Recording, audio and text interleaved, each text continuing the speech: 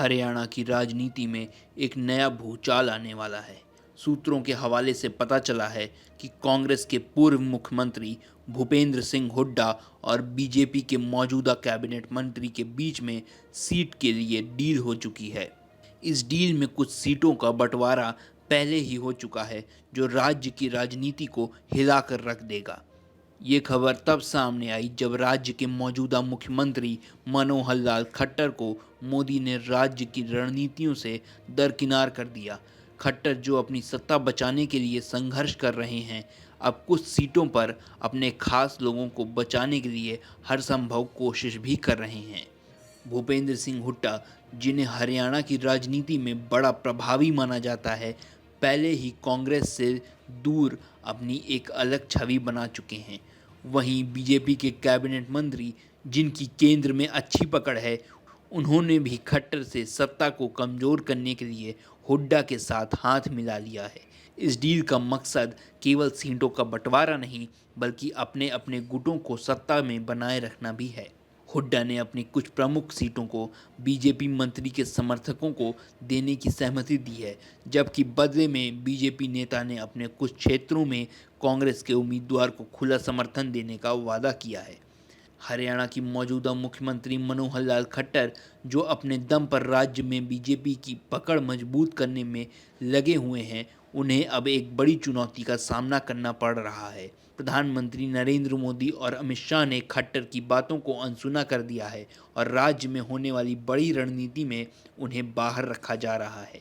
खट्टर, जो पहले ही विपक्ष में अपनी पार्टी के भीतर आलोचनाओं का सामना कर रहे हैं, अब उन सीटों को बचाने की कोशिश कर रहे हैं जहां उनके वफादार नेता खड़े हैं। खट्टर के लिए यह सियासी संघर्ष अपने आप में राजनीतिक अस्तित्व को बचाने का है।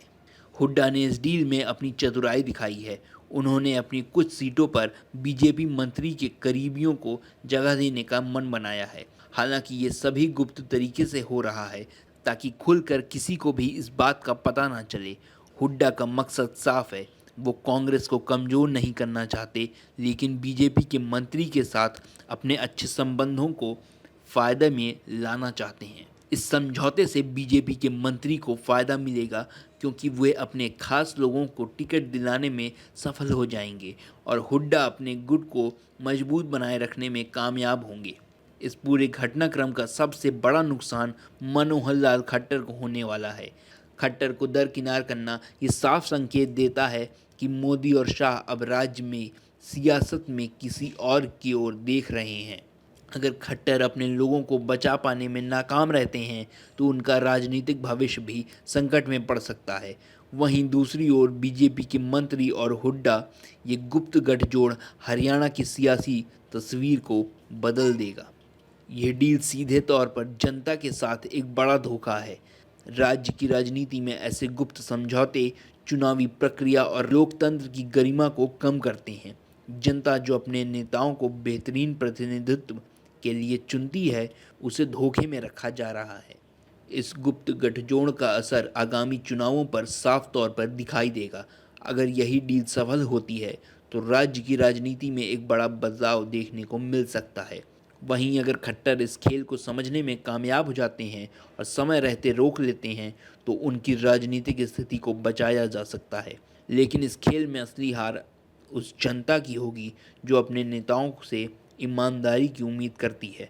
हुड्डा और बीजेपी मंत्री के इस गुप्त समझौते ने एक बार फिर से ये साबित कर दिया है कि सत्ता की भूख के आगे नैतिकता और जनता के हित का कोई मायना नहीं होता।